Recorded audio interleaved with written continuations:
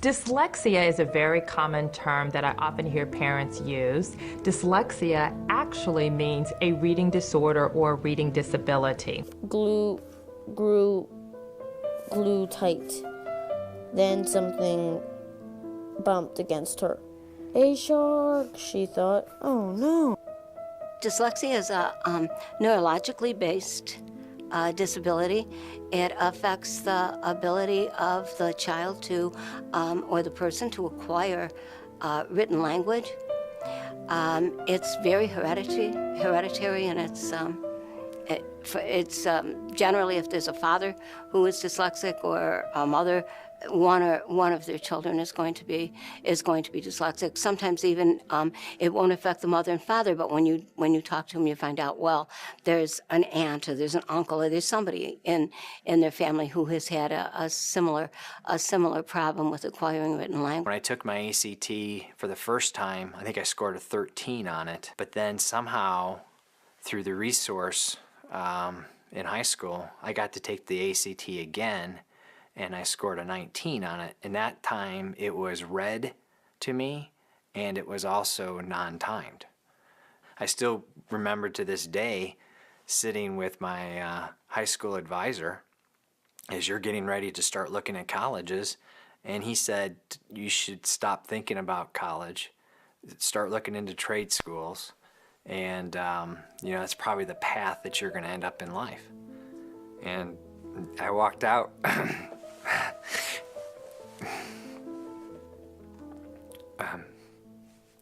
I walked out of that situation feeling, okay, you can accept that or you can change it. Some of the common myths about dyslexia fall under common questions and common characteristics of dyslexia. For example, reversals. Many people think that individuals with dyslexia see things backwards, when in fact that is a myth. They don't see things backwards. It's actually a neurological issue within the brain. Another myth is that dyslexia is rare, and in fact, dyslexia is not rare. 1 out of 5 people have dyslexia, and most of them will go undiagnosed their whole life and will struggle.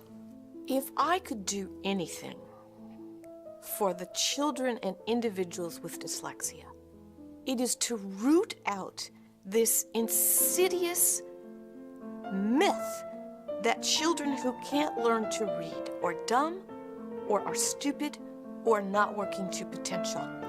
What I want everyone to understand, that there is reading and there is intelligence.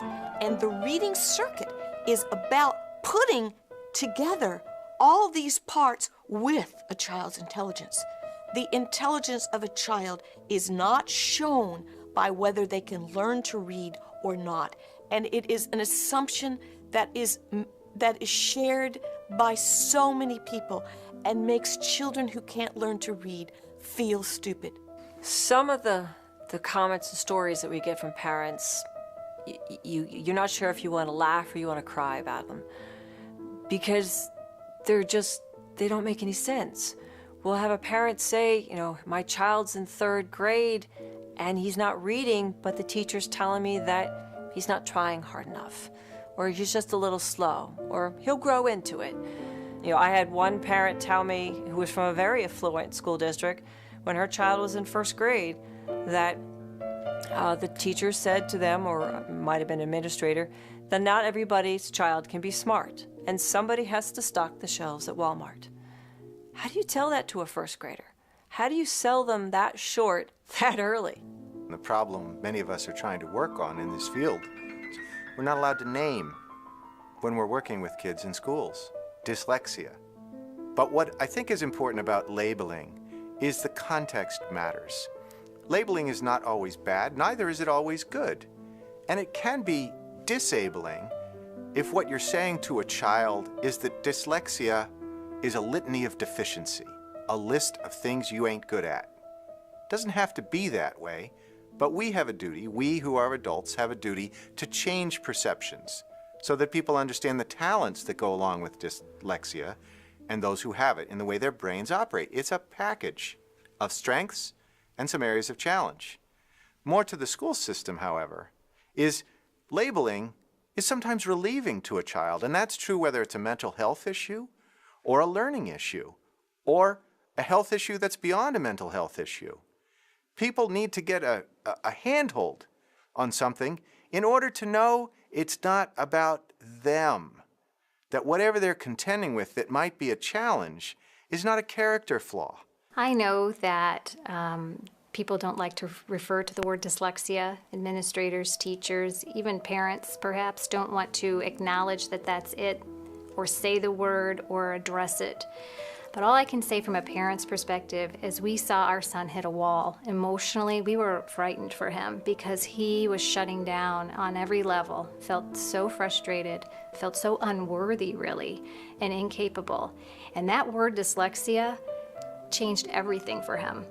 Most public schools give a standard battery of tests that has 3 reading tests on it. It has a test of comprehension, a test of vocabulary, and a decoding test, and that's it. Some have a fluency test.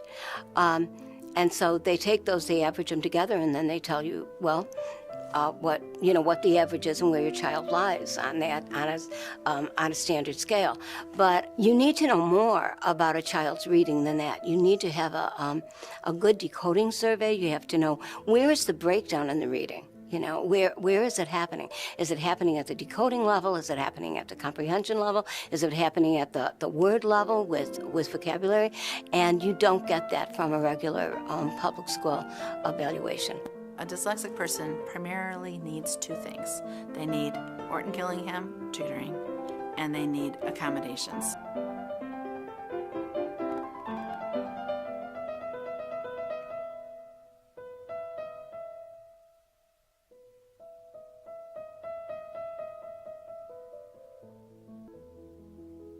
I've used Orton-Gillingham for probably 25 years, and it's just a successful program. I think it's successful because it is so structured. You don't leave room for error. You teach every letter. You teach every sound. You don't go on until the child knows what has been previously taught. You're always building on success. I think the multisensory part of it is one of the most important parts. The child hears it, they see it, they feel it. Classroom accommodations are essential for students with dyslexia who have either not gotten the right type of intervention yet, or they haven't had it long enough that the gap is closed. Classroom accommodations are something the regular teacher does to do 2 things. 1, to avoid accidentally humiliating this child. How do you humiliate a child with dyslexia? You accidentally reveal their weaknesses to their friends. So, things they shouldn't do. Ask them to read out loud in class. Make them participate in a spelling bee. Have him come up to the board and write the answers to the homework where they'll see his spelling issues and his handwriting issues and so on. The most important thing for a teacher is to keep his struggles private. His academic struggles are nobody else's business but his, the parents, and the teachers. Nobody else should be aware of it. But there are other types of accommodations that teachers should also provide so that he can access the same curriculum as everyone else and prove his knowledge, even though he cannot yet read, write, and spell at grade level. He knows the answer to questions. Trust me, he spent hours and hours and hours studying for tests, but he can't write down the answers that he knows in acceptable form, so allow him to just do oral testing.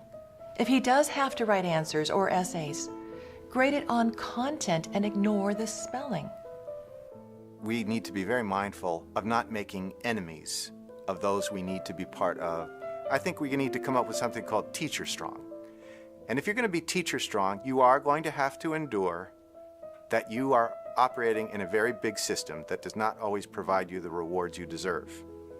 You're going to have to find a way, as many teachers do, and I admire them for it, to provide your own rewards, to remind yourself you're there for the kids, and to take some risk. It's not easy, and it is not often rewarded by the system, but it is rewarded by what teachers care about most, and that is results with the kids. When anyone asks me what we could do about children with dyslexia, the first thing I want the world to know is that it exists. It is a different organization of a brain that is a wonderful brain, a brain that has been here long before reading occurs. So the absolute first thing is a reconceptualization of dyslexia for everyone.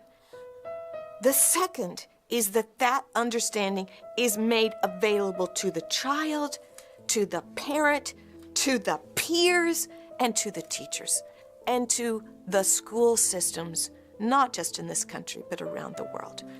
Literacy affects everyone. Our children with dyslexia should never be deprived of access to literacy. This is probably one of our most interesting brains as a species. We cannot have it lost in its contribution to society. Dyslexia is a global issue. It affects up to 20% of the population. That's a lot of people.